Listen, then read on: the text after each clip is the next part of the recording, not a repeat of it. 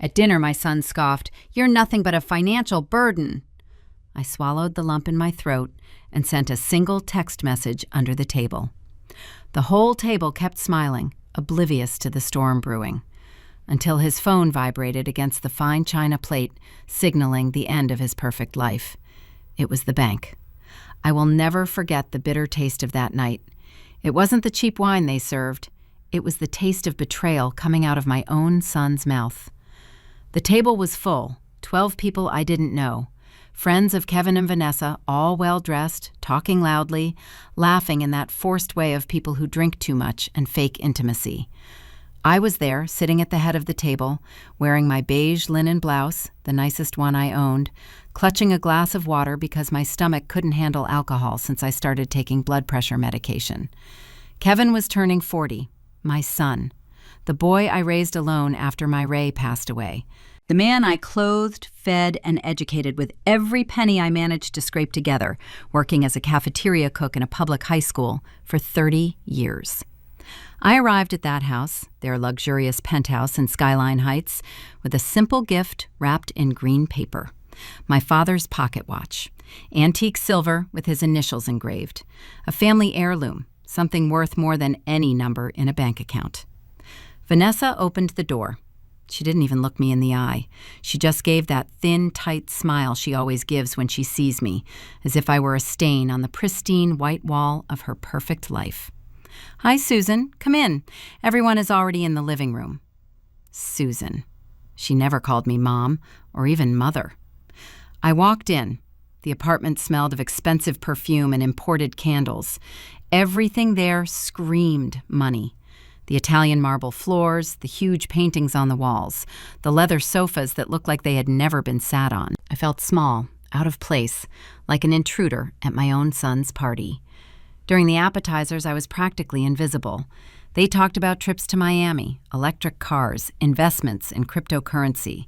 I smiled politely, ate slowly, tried not to make noise with the silverware, as if my very presence was an inconvenience. And then Vanessa started. "You know, guys, there are people who simply don't understand their proper place in life." She said this looking right at me, disguised but direct. "They rely on others instead of becoming independent." Some people chuckled softly. Kevin was drinking red wine. He said nothing. I felt my heart tighten, but I took a deep breath. I wasn't going to give her the satisfaction. Then the blow came.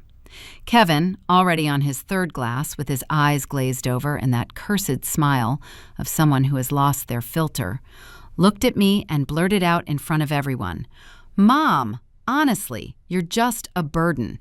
The noise at the table died for a second. Then it returned with nervous laughter.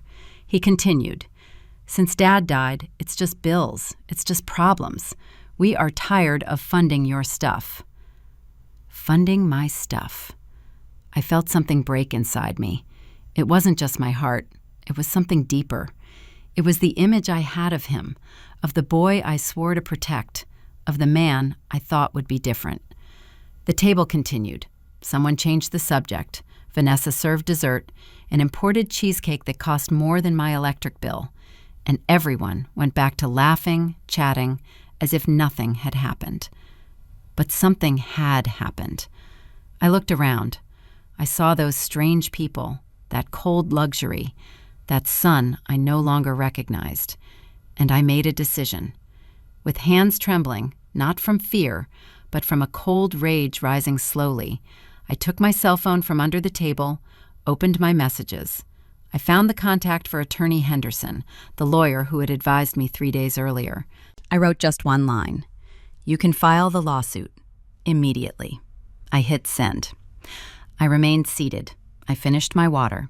I took my napkin and wiped my mouth calmly. No one noticed. I was invisible, remember? The table kept laughing. Vanessa was telling a story about a handbag she bought in Paris.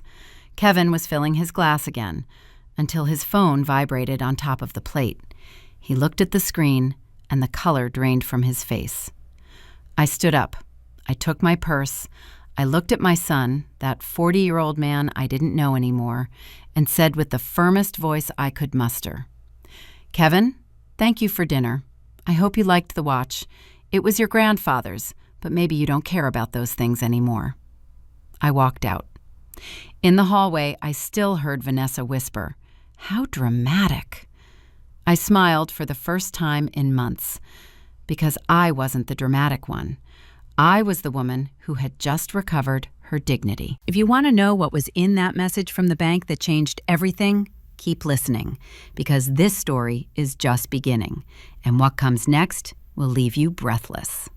But before I tell you what happened after that damn dinner, you need to understand who I really am, and what I did so that son could be sitting at that table, humiliating his own mother. Let me tell you who I really am. Not the old lady who is just a burden, but the woman who built a man from zero.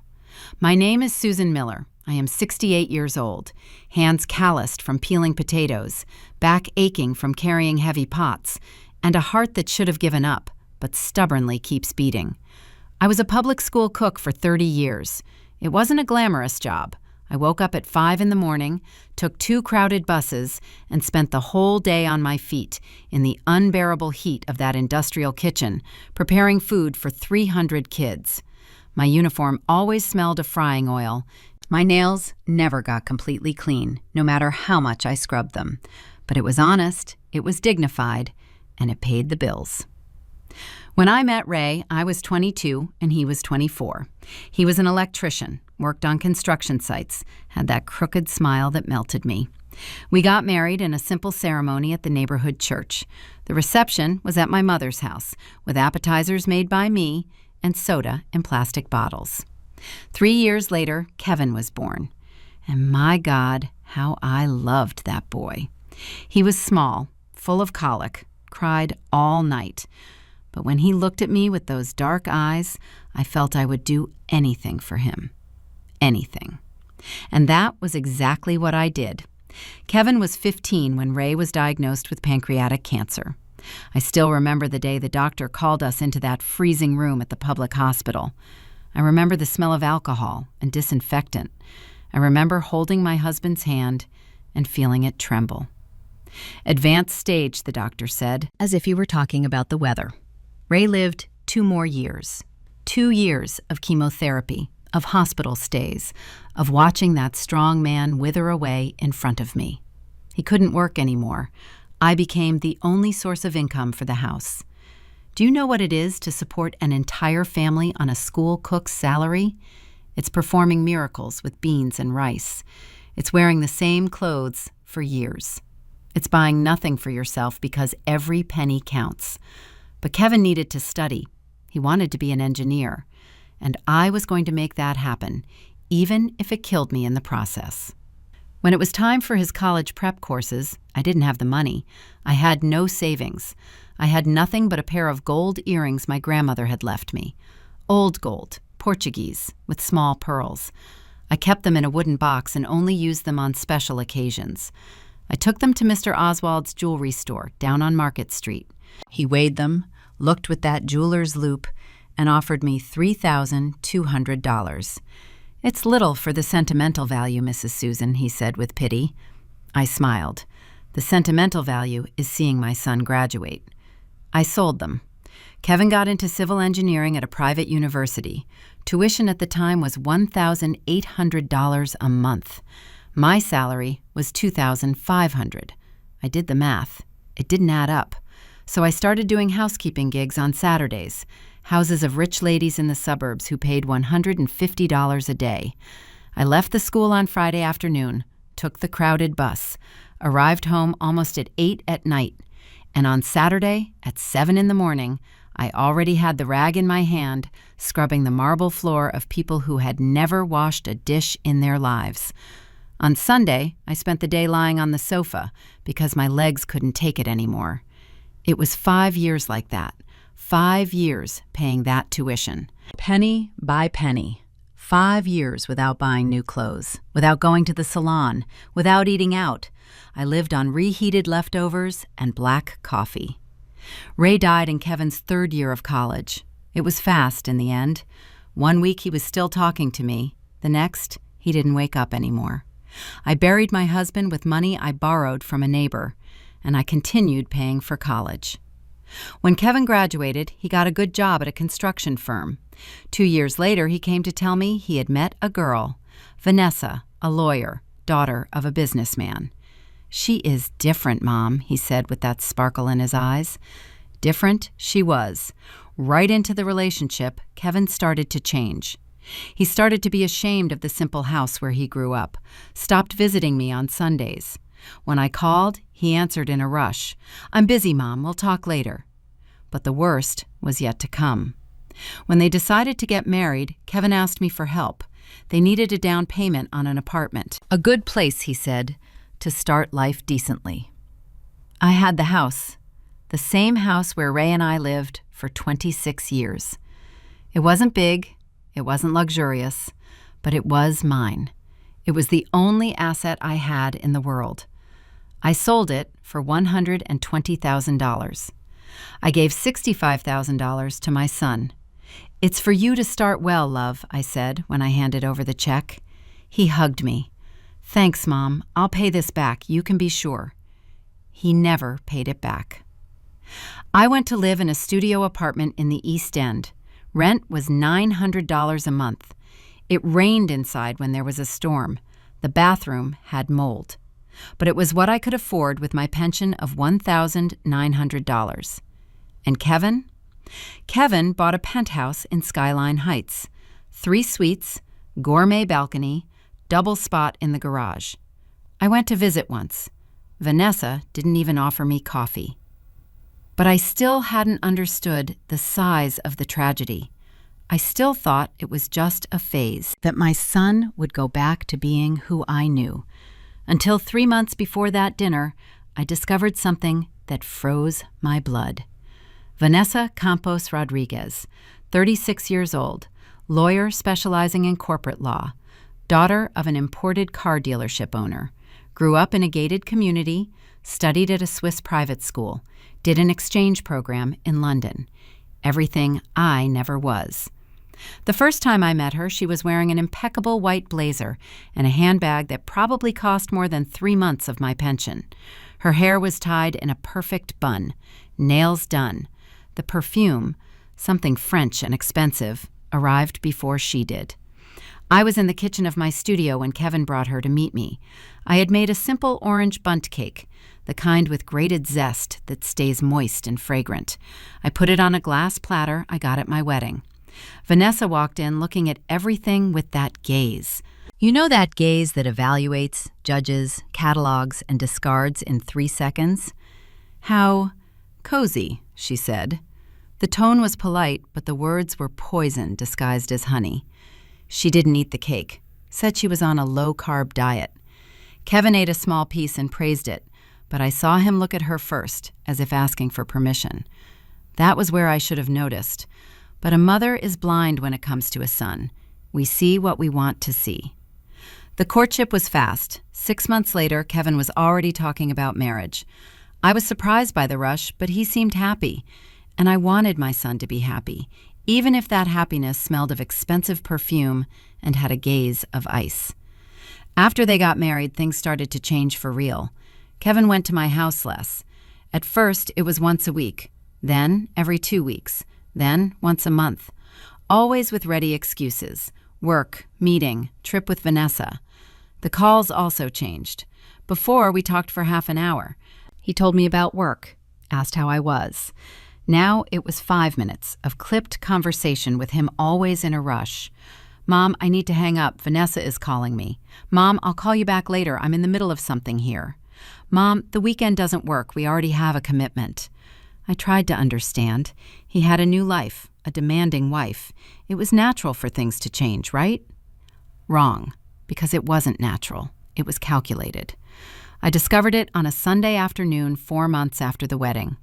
I called Kevin because I was feeling sick. High blood pressure, racing heart, that feeling that something was wrong in my chest. I asked him to take me to the emergency room. "Mom, I can't right now. We're having lunch here at home with Vanessa's parents. Call an Uber." Uber, to go to the hospital.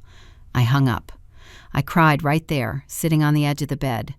Then I took a deep breath, I got dressed, and went alone by bus. I waited 4 hours in line. It was just an anxiety attack, the doctor said. She told me to get counseling with a psychologist. Psychologist? I didn't have money to pay for that. 2 weeks later, I met Lucy, an old colleague from the school where I worked. She was a cleaner in the commercial building where Vanessa's law firm was located. "Susan, how long has it been? How is your son?" We talked at the bus stop, and it was there that Lucy, unintentionally, dropped a piece of information that changed everything. That wife of his is a bit strange, isn't she? Once I was cleaning her office and heard her talking on the phone with him, telling him not to answer his mother's calls when he was working, that it hindered his productivity. I felt the ground disappear beneath my feet. She said that? Lucy made a face like someone who regretted speaking. "Oh, Susan, forget it. I shouldn't have commented. Hallway gossip. You know how it is?" But it wasn't gossip. It was the naked, raw truth. Vanessa was, little by little, cutting my access to my son, like sharp scissors cutting thread by thread until the whole rope breaks. I started paying attention and saw the pattern. Every time I called and Kevin said he was busy, I heard her voice in the background. Always a meeting, always an unmissable commitment. When I sent a message in the family group I created, just me and him, after Ray died, she would enter the conversation, answer for him. She used his cell phone as if it were hers. In the rare family lunches that still happened, she controlled the topics. If I started talking about something personal, she changed the subject. If I asked for help with something, she answered before Kevin. "Oh, but you guys are so busy this week, right, love?" And the worst part, she talked about me as if I weren't there. You know how it is. People of her generation don't understand financial planning. They lived based on improvisation. It's complicated when the person doesn't have a hobby, relies on their children to have a social life. My mother-in-law is one of those who thinks the son has an obligation to support the mother forever. She never said these things directly to me, but always loud enough for me to hear. And Kevin? Kevin laughed or stayed silent. He never defended me, not once. That was when I understood. I hadn't lost my son to another woman. I had lost my son to a professional manipulator who knew exactly what she was doing. And worst of all, she was winning. But Vanessa had made a mistake she didn't even imagine. Because while she pushed me away from Kevin, I started to notice something much bigger, something that 3 months before that damn dinner was going to explode in my face like a bomb. The truth began to crumble on a common Tuesday in March. I was coming back from the pharmacy, carrying a small bag with my monthly medications, pills for blood pressure, for cholesterol, and an antacid, because my stomach was always burning from so much stress. I spent $143. More than half had come out of my pocket because the public clinic didn't have the new pressure medication.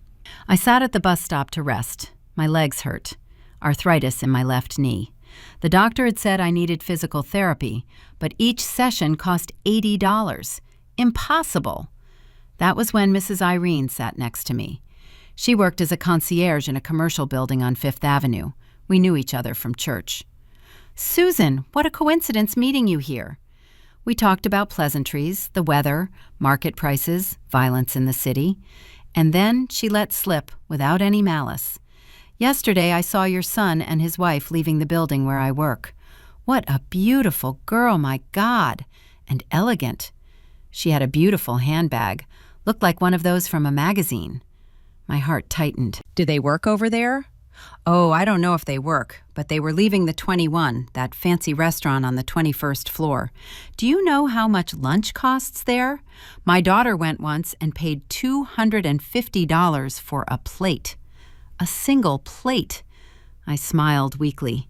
$250 for a plate. I had lunch for 10. "But it's good that they are doing well, right? Your son moved up in life. You must be proud." Proud. I got home and did what I shouldn't have done. I opened Instagram. I had created an account months ago just to be able to see the photos Kevin posted. He didn't follow me back.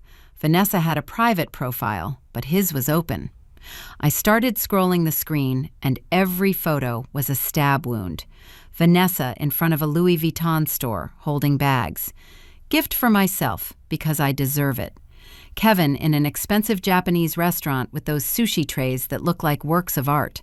Blessed Friday. The two of them on a beach in Cancun on a lounge chair facing the crystal blue sea. Vanessa in a red bikini, him shirtless, colorful drinks in hand. Cancun. Recharging energies in paradise. Cancun. They had gone to Cancun. I scrolled more. Photos of a new car in the garage, a silver BMW, shining. The new member of the family arrived. Photos of expensive restaurants, imported wines, 5-star hotels, designer clothes. And meanwhile, 3 weeks ago I had called Kevin asking to borrow $300 to buy my medications because my pension was late. "Mom, it's difficult this month. Let me see if I can do it next week." He never did. I paid for the medications with money I had saved to buy a new blanket. Mine was torn. I spent the entire winter shivering from cold under a holey blanket because $300 was too much to lend me. But he had money for a BMW. I continued investigating, like a crazy woman, I admit, but I needed to understand. I discovered that they didn't live in the apartment bought with my money anymore. That one was rented out. Now they lived in a penthouse in Skyline Heights. I looked up the address on Google. Penthouses there cost starting at $1.8 million. $1.8 million. And me paying $900 in rent in a studio where it rained inside. But the worst, the absolute worst, was yet to come. It was Lucy who told me, the same one who worked in Vanessa's building. She called me on a Thursday night. "Susan, I need to tell you something. I don't know if it's right, but you need to know." My stomach turned. Today I was cleaning the meeting room and heard Vanessa talking to some lawyer friends of hers. They were talking about you. Heavy silence. "What did they say, Lucy?" "Vanessa was laughing, saying that you called desperate, asking for help, that it was very heavy to have a mother-in-law without financial structure, that you guys, from your generation, didn't know how to save money, and that the children had to foot the bill." Every word was a bullet. And do you know what she said at the end? "Thank God I convinced Kevin to cut the umbilical cord.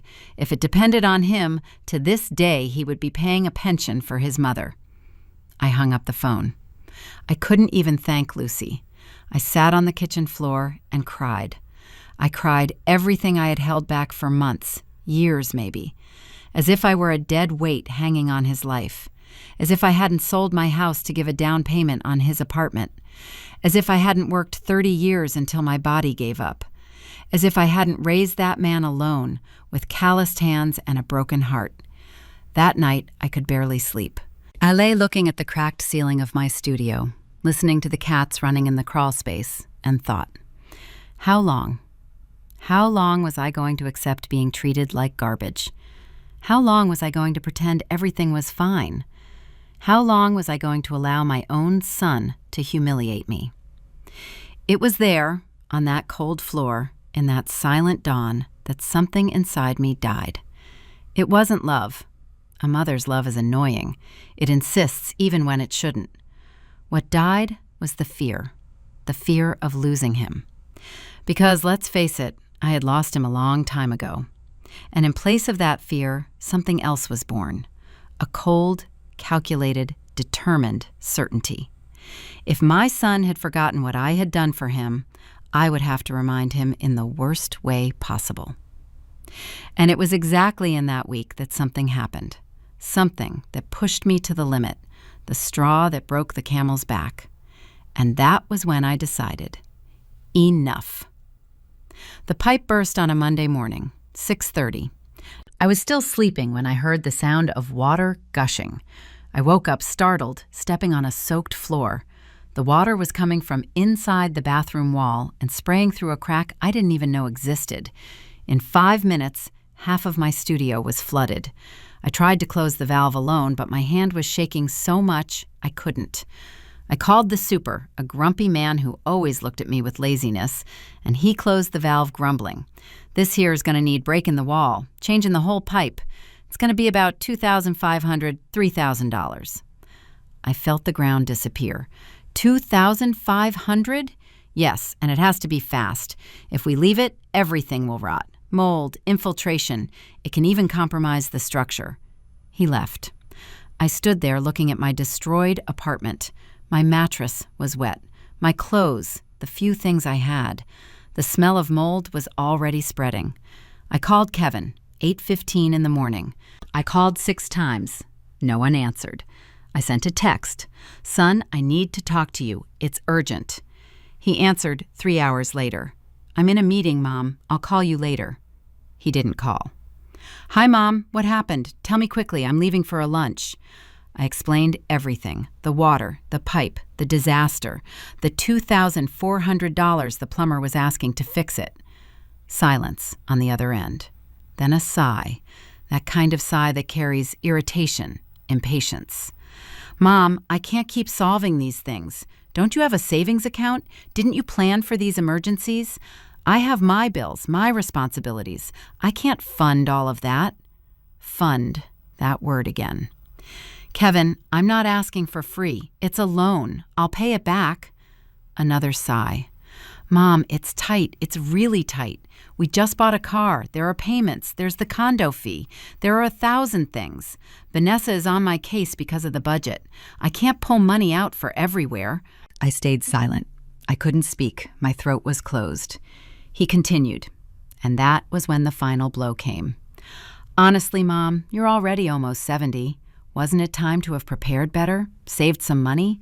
I don't know. I can't play the parent to you for everything. Life is like that. Everyone has to fend for themselves." Every word was a slap in the face. "I have to hang up. We'll talk better later. Try to resolve it with the building management. Pay in installments. I don't know."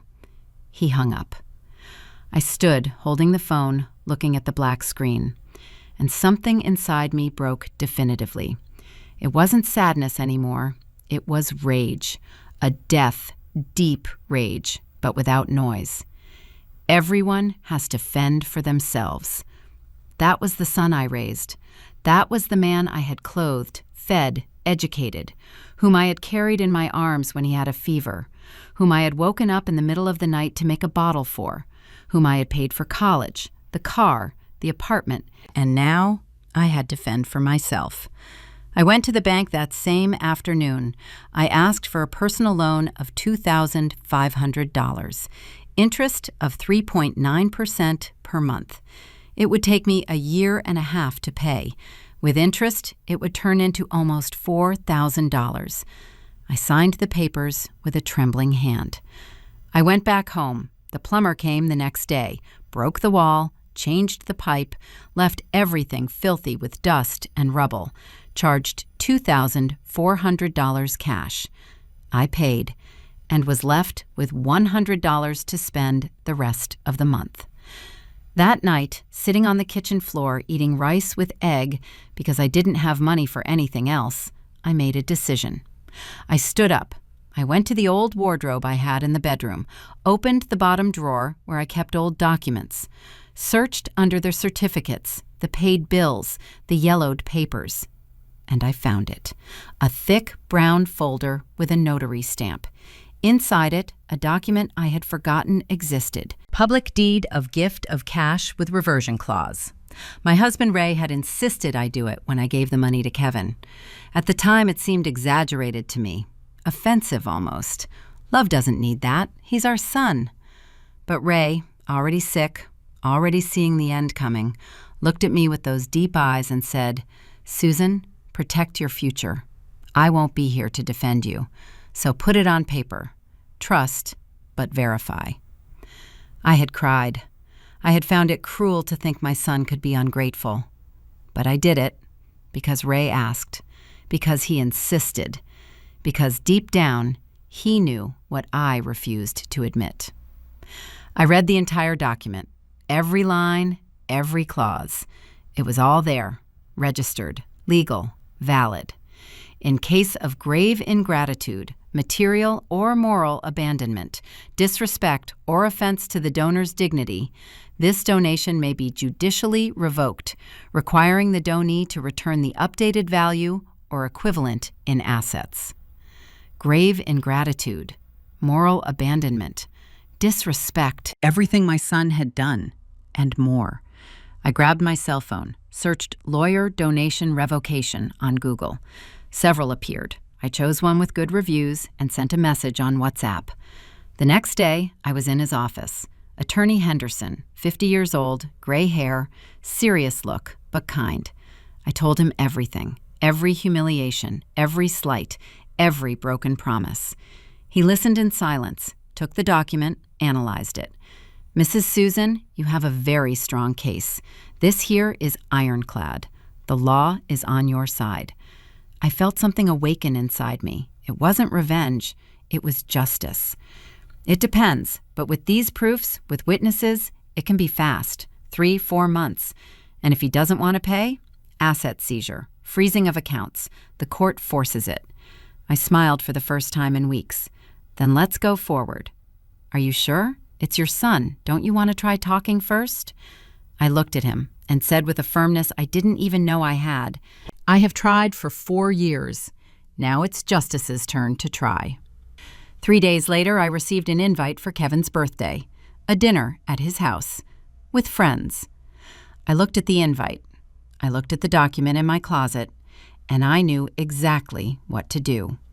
I was going to that dinner. I was going with my simple gift and my broken heart.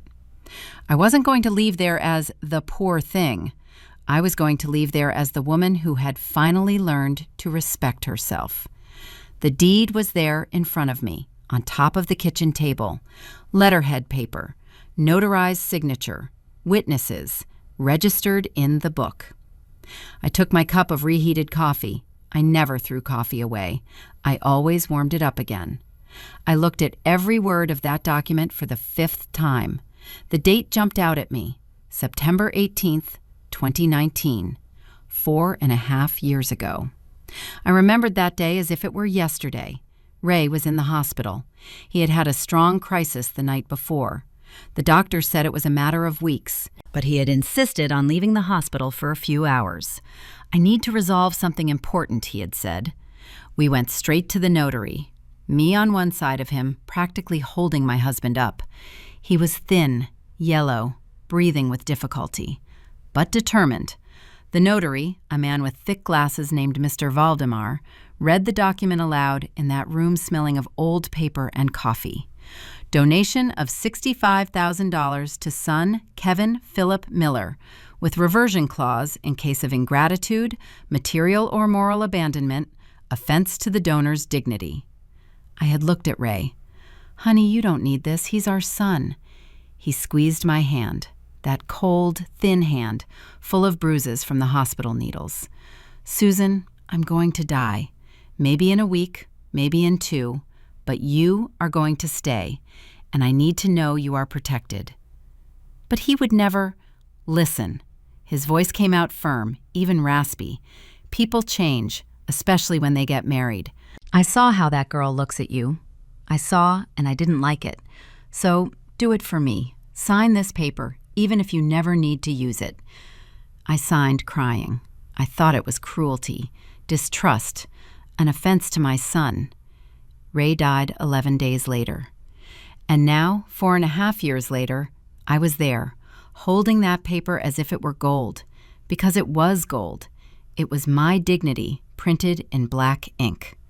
Attorney Henderson explained everything in minute detail in that first consultation. Mrs. Susan, this type of clause exists exactly for this, to protect donors from ungrateful children. The law permits revocation when there is grave ingratitude. But what is considered grave ingratitude? Insults, slurs, abandonment, refusal of assistance when the mother needs it? Everything you told me fits perfectly. He took a pad and started writing. We are going to need proof, messages where he refused help, witness statements of humiliations, bank statements showing you live on less than $2,000 a month while he has assets of almost $2 million, medical reports proving your emotional state. I have messages. Great. Keep everything. Don't delete anything. Even the cold answers, the see you laters, the it's toughs. Everything serves. I spent the next 3 days gathering evidence as if my life depended on it, because it did. I took screenshots of every message where I asked for help and was ignored. I had dozens. Son, can you lend me $150? The electric bill came high. No response. Kevin, my medicine ran out. Can you help? Read and ignored. I got my bank statements from the last 2 years. $1,900 pension coming in. Rent, electricity, water, food, medicines going out. Final balance at the end of the month? Sometimes zero, sometimes negative. I called Lucy, the one who worked in Vanessa's building, asked if she would like to be a witness. She hesitated, was afraid of losing her job. But when I explained everything, she accepted. Susan, what they are doing to you is inhumane. I'll testify, yes. I went after Mrs. Irene, the one who told me about the expensive restaurant. She also accepted. I gathered receipts for the loan I took to fix the pipe, $2,500 at abusive interest rates, while my son traveled to Cancun. Attorney Henderson reviewed everything and made a dossier, a heavy binder of 50 pages with attachments, proofs, photos, statements, everything. Mrs. Susan, this case is practically won, but there is one thing I need to ask you. What? Are you sure you want to go to the end? Because when we file this lawsuit, there is no turning back. There will be asset freezing, seizure, consternation. Your son will be backed against a wall, and he may never forgive you. I went silent, looked through the dirty window of my studio, saw the rain starting to fall, thought about everything, about the back pain I got in exchange, every sleepless night when he had a fever, every dollar I stopped spending on myself to spend on him. And then I thought about his face at the dinner the week before when I asked for help and he sighed as if I were a burden. I looked at Attorney Henderson. Forgive? He lost me a long time ago when he decided I was a nuisance. So, let's move forward. Right. I'm going to need you to let me know when you want me to file. It can be today, it can be in a week. You decide. You can leave it prepared. I'll let you know when the time is right. I went back home. I put all the documents in a new folder, hid it in the closet under the winter clothes. 2 days later, the invite arrived via WhatsApp. Vanessa had created a group. Kevin's birthday, 40 years. The message was formal, cold. Dinner May 15th, Saturday, 8 p.m. Our house. Sport. Fine attire. Sport fine. I didn't even know what that was. I looked in the closet. I had 3 shirts of good fabric. I chose the beige one, linen, that I bought at the thrift store 3 years ago. It was the most presentable. I went to the shoe repair shop and asked Mr. Agenor to shine my black shoes, the only pair of heels I had. It was old, worn, but after the polish, it became decent. I took my father's pocket watch. It was kept in a red velvet box inside my purse, antique silver, heavy, with the initials JPF engraved, Joseph Peter Ferreira. My father had died when I was 23. That watch was all that was left of him. It was worth little in money, but worth everything in memory. I wrapped it carefully in green paper, tied a simple gold ribbon, wrote on a card, "To my son, with a love that never changes, even when everything else changes. Mom." The week before the dinner was strange. I slept poorly, woke up in the middle of the night with my heart racing. Part of me still doubted, still thought maybe I was exaggerating, that maybe he would change. But then I remembered the sigh, that sigh of irritation when I asked for help, and the doubt vanished. On the morning of the dinner, I called Attorney Henderson. "Good afternoon, Attorney. I just want to confirm one thing. Is the lawsuit ready?" "Very ready. Just have to give the signal." "Great. Keep an eye on your cell phone tonight, because I am going to send a message. And when I send it, you file it right then. Can do?" Silence on the other end. "Mrs. Susan, is something going to happen today?" I smiled. A bitter smile, but a smile. Yes, justice is going to happen. I arrived at that dinner with a broken heart, but with a straight spine, because for the first time in years, I wasn't going to that house as the mother begging for crumbs. I was going as the woman who had finally learned that respect isn't asked for, it's imposed. I arrived at the penthouse at 8:15 at night, 15 minutes late because the bus was delayed, and I still had to walk 3 blocks in light drizzle. My hair was damp, my shoes pinched. The beige linen blouse had a faint smell of mothballs that I tried to disguise with a cheap perfume I bought at the pharmacy. I rang the doorbell. It took almost 2 minutes for someone to answer. I heard laughter on the other side of the door, ambient music, noise of glasses clinking. Vanessa opened it. Tight black dress, low back, fine red heels, hair tied in a high, perfect ponytail. Flawless makeup, that French perfume that cost more than my electric bill. She looked me up and down, quickly, evaluated, judged. "Hi, Susan, come in. My, how wet you are. Come in, just come in." I entered. The living room was full. Beautiful, elegant people holding glasses of red wine in crystal. Overlapping conversations. Someone laughed too loud near the balcony. The apartment was even more luxurious than I remembered. New lighting, new painting on the wall, a modern metal sculpture that seemed to serve no purpose other than being expensive. Kevin was in the middle of the room, light blue dress shirt, no tie, gray dress pants. He was laughing at something a friend with a red beard was telling. Didn't even see me enter. I stood there, holding my gift wrapped in green paper, feeling invisible. Vanessa didn't even introduce me to people, simply pointed to the table. "You can put the gift over there." I put it. In the middle of boxes wrapped in sophisticated paper, satin bows, designer bags. My green wrapping looked like trash amidst all that. Kevin finally saw me, came over to me, didn't hug me, gave 2 quick kisses on the air near my cheek. "Hi, Mom. Good you came." The tone was formal, as if I were a distant acquaintance. "Happy birthday, son. You're 40 years old. You're a grown man now."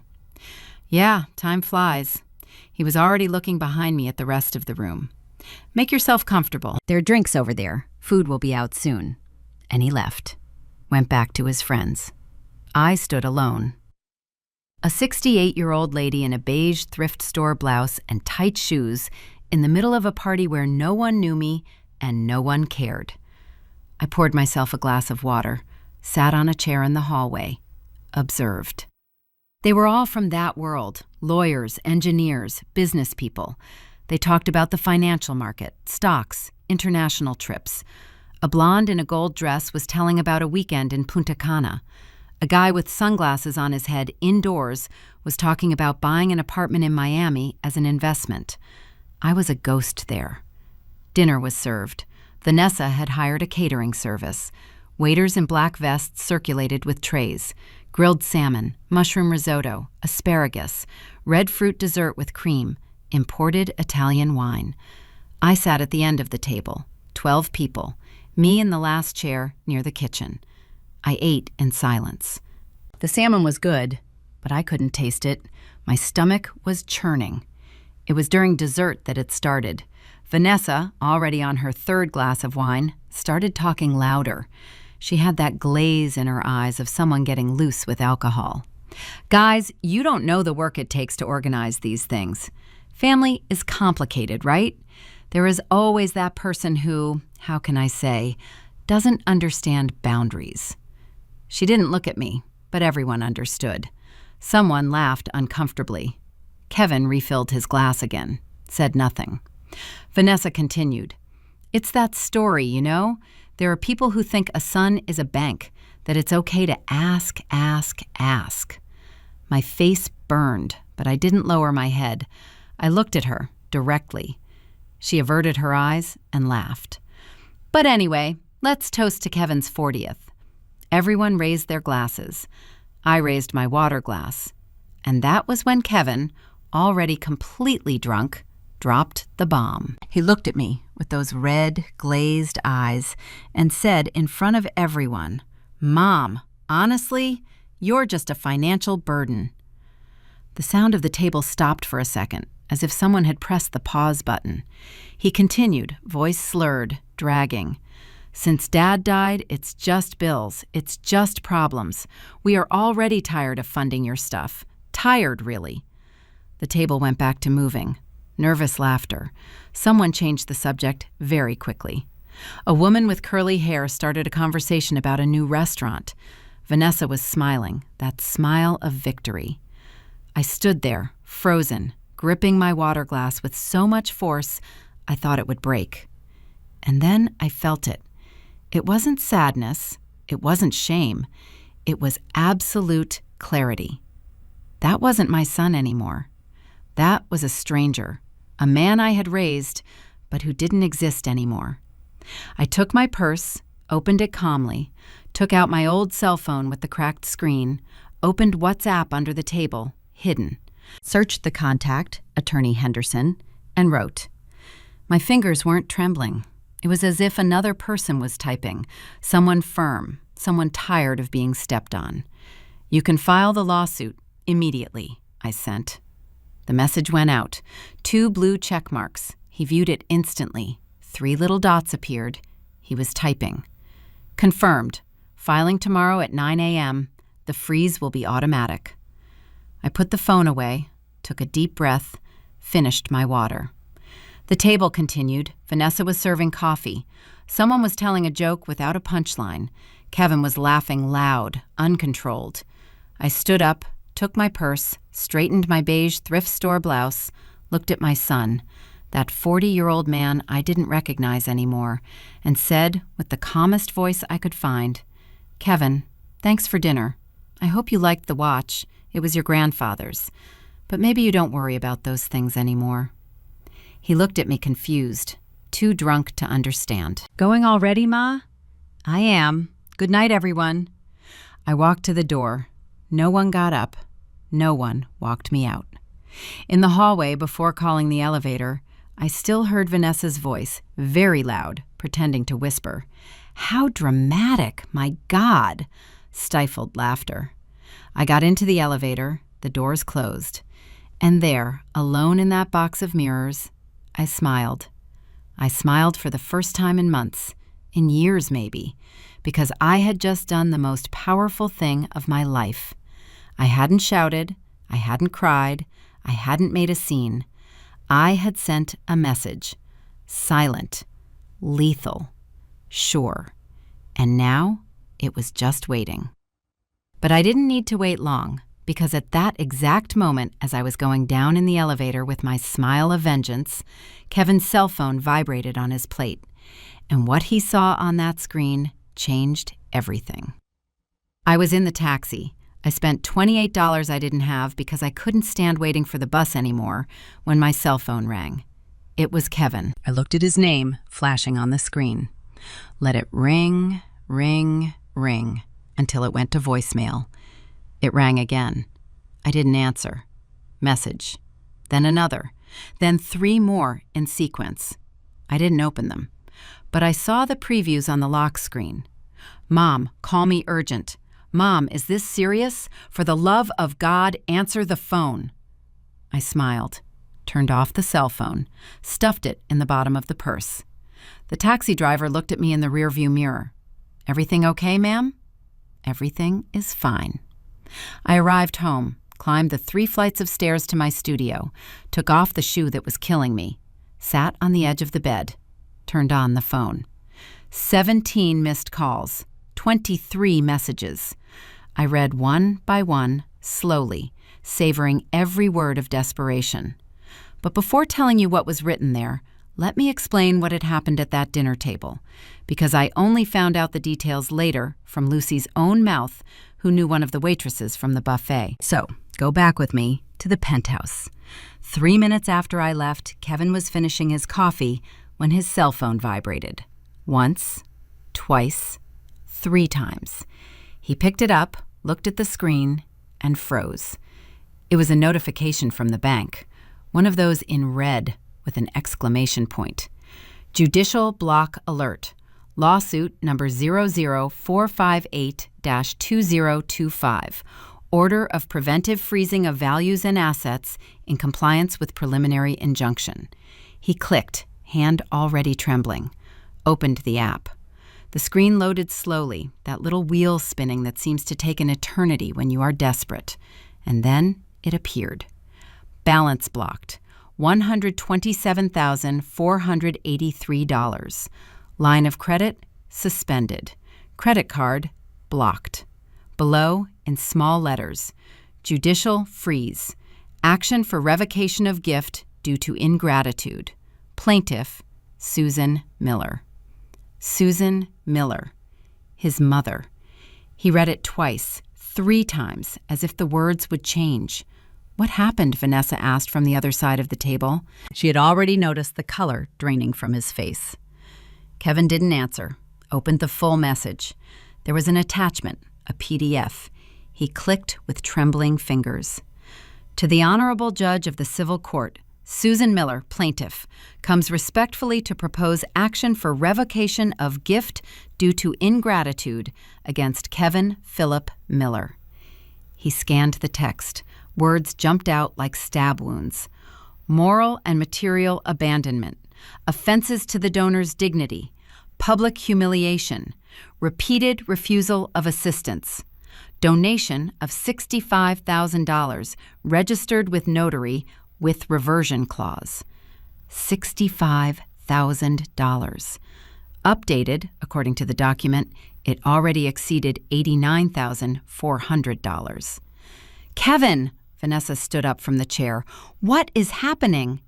He couldn't speak, just showed the cell phone to her. Vanessa read. Her eyes went wider and wider. This is a lie. She can't do this. She can't.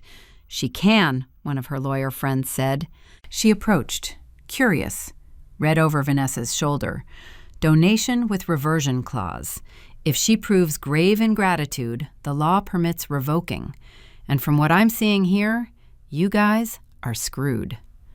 The silence that fell on that table was heavier than lead.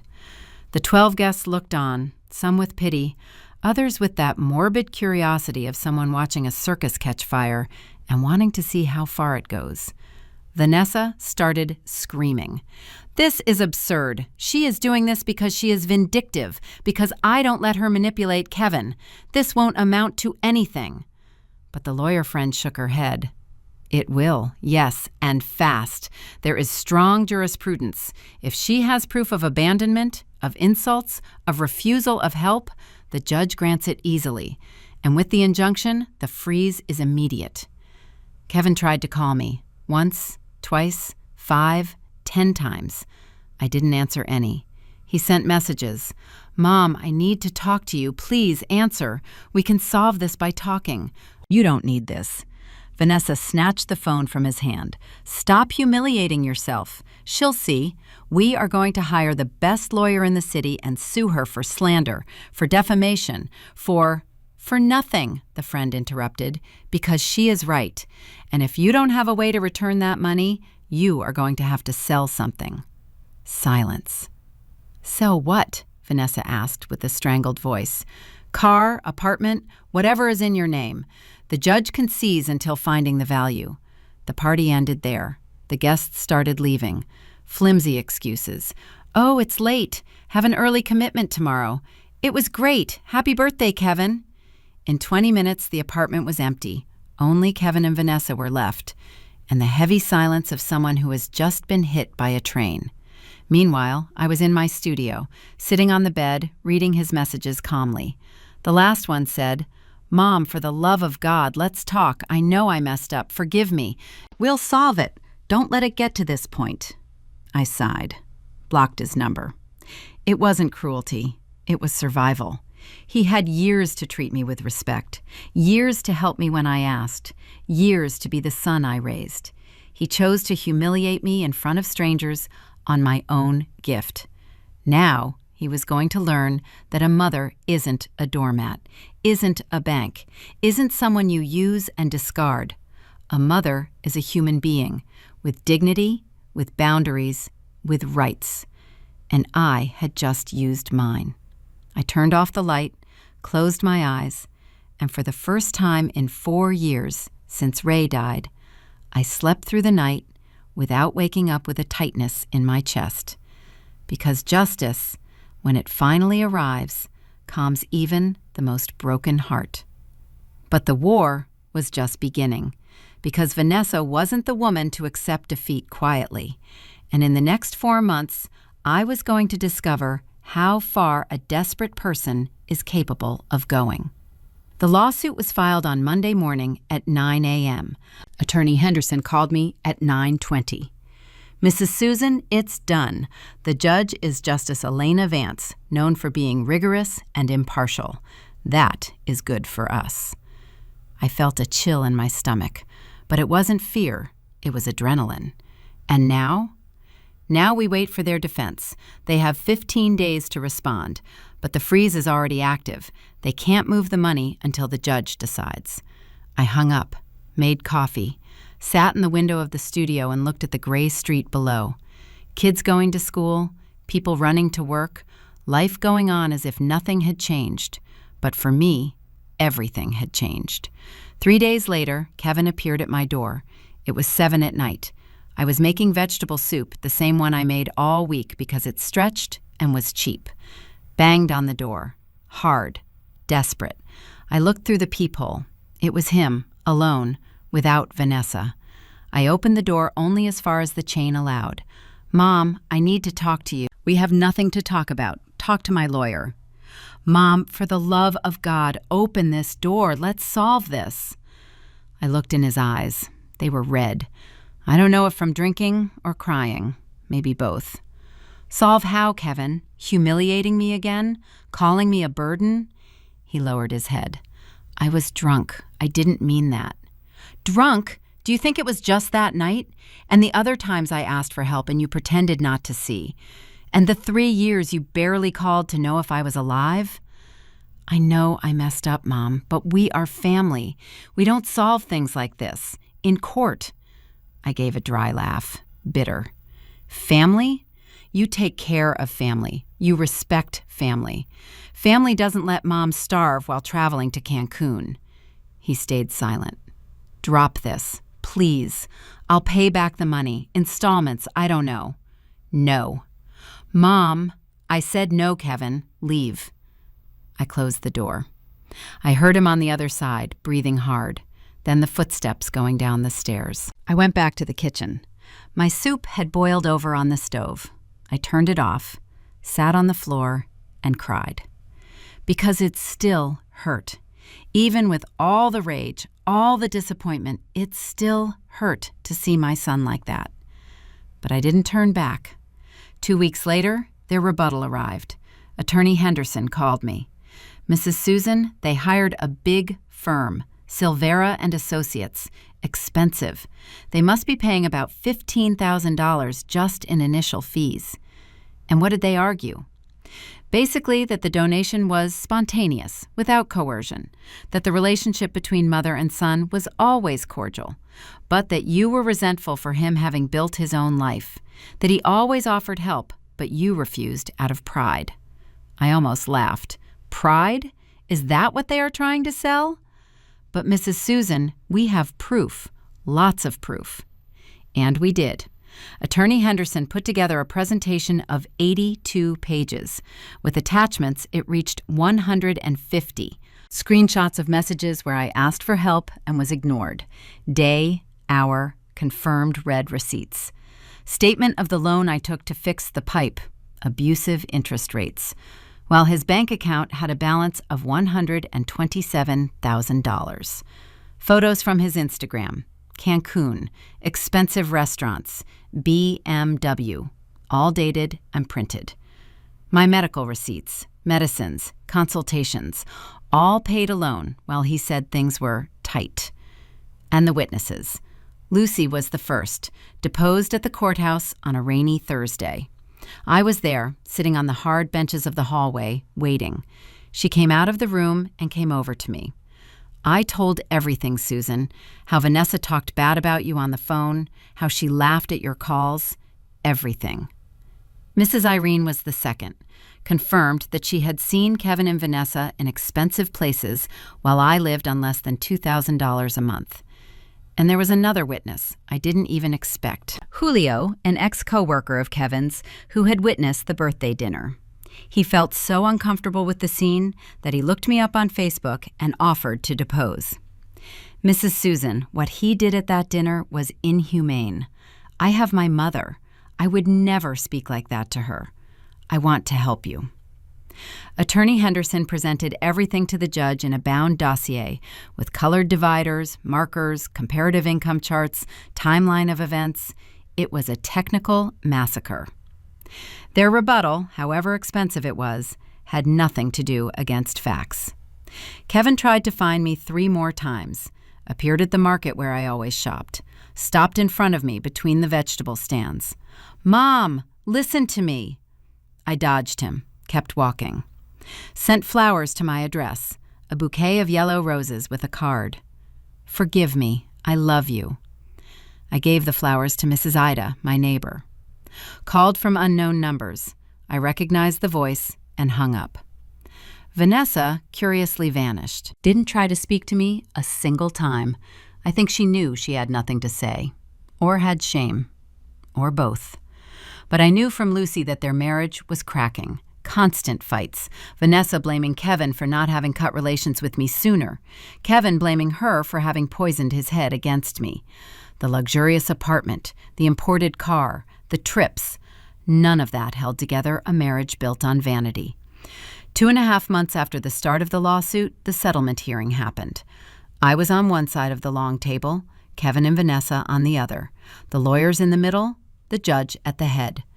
Vanessa wore a gray suit, perfect makeup. But I saw the poorly disguised glances, the nervousness in the fingers that didn't stop moving the pen.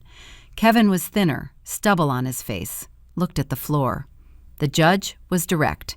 "We are here to try an agreement. Mr. Kevin, do you have something to propose?" His lawyer stepped forward. "Your Honor, my client proposes to return $50,000 in installments over 24 months without interest." Attorney Henderson answered before the judge even spoke. "Refused. The updated value is $89,400, cash or asset seizure." Vanessa exploded. "Cash? Do you think we have that money sitting around? This is abuse. It's extortion."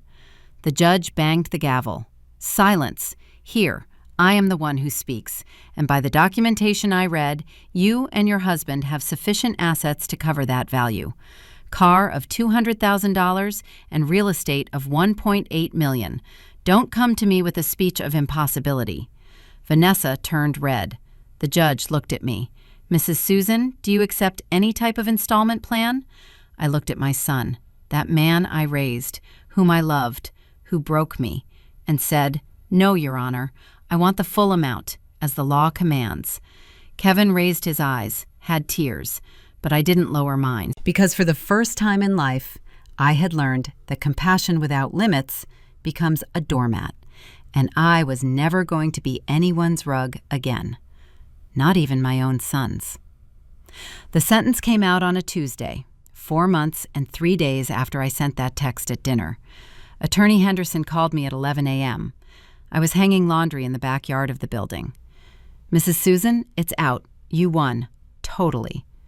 I dropped the wet laundry in the basket, sat on the hot cement floor. Won how? Completely. The judge accepted all our arguments, condemned your son to return $89,400, updated within 60 days. If he doesn't pay, immediate seizure of assets. I went silent. It wasn't joy I felt. It was something strange, a mix of victory and mourning. "The sentence is beautiful, Mrs. Susan. The judge was harsh. She wrote that disrespect for maternal dignity cannot be tolerated under any justification, especially when proven that the mother abdicated her own assets in favor of the ungrateful son." Those are her words. I hung up, sat there on the hot floor looking at the blue sky, and cried. But they weren't tears of sadness.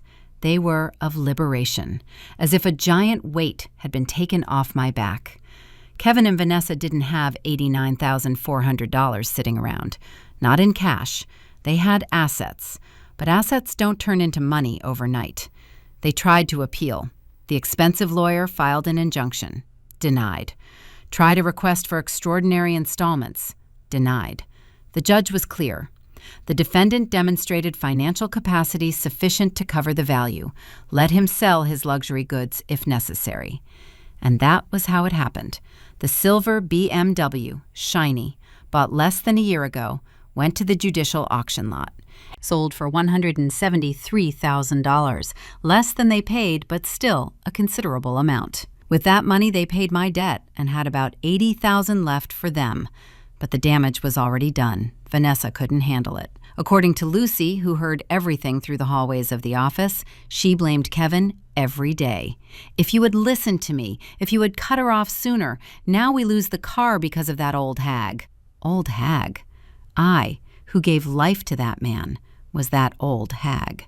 3 weeks after the payment, Kevin sent me a message from his own number, which I had unblocked for process issues. Mom, I transferred the money. Hope you are happy. I learned. Too late, but I learned. I didn't answer. 1 week later, another message. Vanessa asked for a separation, said she can't stand the humiliation of having lost the car anymore, that the life she imagined ended. I think she never loved me for real, loved what I could give. I also didn't answer. But I confess, I felt a pang. Not of satisfaction for his separation, but of sadness that my son is reaping what he sowed. With the money in the account, $89,400, I went straight to a real estate agency. I want to buy a small apartment, paid off, without financing. The realtor, a young girl with curly hair, took me to see 5 options. I chose a 2-bedroom in a quiet neighborhood, 4th floor, with an elevator. No leaks, no mold, windows that closed right, a clean bathroom with a glass shower door. Cost $78,000. I negotiated to $75,000. With the $14,000 that was left, I bought simple furniture. A new bed, the first new bed of my life. A beige 2-seat sofa, a coffee table, refrigerator, stove, small washing machine. And there was still money left to take a confectionery course I always wanted. I always dreamed of making cakes to order, pies, fine sweets. At 68 years old, starting over seemed impossible. But there I was, in my new kitchen, with my clean apron, I started making puff pastry. Kevin tried to see me personally twice after the sentence. In the first, I was coming back from the market. He was at the door of my new building. He had discovered the address. I don't know how. Mom, can we talk? About what, Kevin? About everything. About how I was an idiot. How I let that woman push me away from you. Kevin, I cut him off. You didn't let her do anything. You chose. Every time I asked for help and you pretended not to see. Every time I called and you hung up. Every time I needed and you said, it's tight. Those were your choices, not hers. He swallowed hard. I know. I know now. Great. Learn to live with that. I went up. He didn't follow me. 6 months after the end of the lawsuit, a letter arrived. Handwritten. 3 pages. I recognized Kevin's crooked handwriting, the same I taught when he was 6 years old. I won't reproduce the whole letter here, but I'll tell you the essential part. He wrote that he had accepted a smaller job in another company. Lower salary, no perks. That he was living in a simple rented apartment in the older part of town. The Vanessa had married again to an older, richer businessman. She found what she always wanted, he wrote with bitterness. And then came the excerpt that made me cry. Mom, I learned the hard way that family isn't bought with money. It's bought with presence, with respect, with real love. I left out the most important person in my life because of pride, because of a woman who never truly loved me. And now, when I look in the mirror, I don't like the man I see. I don't expect you to forgive me. I just hope you are happy because you always deserved more than what I gave you. I folded the letter. I put it in a box. I didn't answer. Not yet. Maybe one day. Maybe never. But for the first time, the decision was mine, and only mine. Today, a year and a half after that cursed dinner, I wake up in my own apartment. I make my coffee in my kitchen. I open the shutters of my window that has no leaks. I have 3 regular cake clients. Mrs. Shirley orders cakes every Saturday. Juliana wants a pie every month for her daughter's birthday. And Christine called me to make the sweets for her niece's wedding. It's not a fortune, but it's dignity. It's autonomy. It's knowing that I don't depend on anyone. Sometimes at night, I still think about Kevin. I wonder how he is, if he learned, if he changed. But then I remember, his life is no longer my responsibility. It never was. I did my part, more than my part. Now it's his turn to learn to be a real man. And me? I learned that self-love isn't selfishness. It's survival. It's knowing that no one, absolutely no one, has the right to step on our dignity. Not even a son. If this story touched your heart, tell me, where are you watching from? Write here in the comments which city you are from, and if you have gone through something similar. Leave your like to support these stories of women who found their strength. And subscribe to the channel to continue following real tales of overcoming and dignity, because none of us should accept being treated as less than we deserve.